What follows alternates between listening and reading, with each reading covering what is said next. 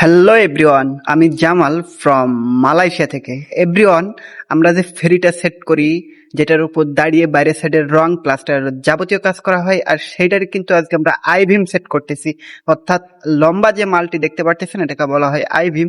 আর এই আই বিমের কিন্তু রুমের ভিতরে দুইটা নাট আছে।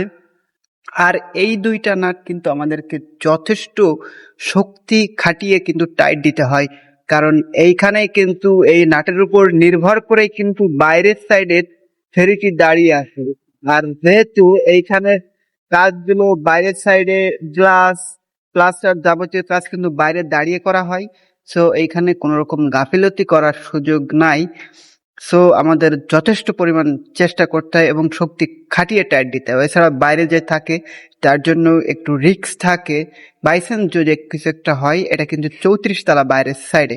তো ঠিক আছে, সবাই ভালো থাকবেন। আর কি কোথা থেকে আমাদের লাইভ দেখছেন অবশ্যই কমেন্ট করে জানাবেন। আল্লাহ হাফিজ।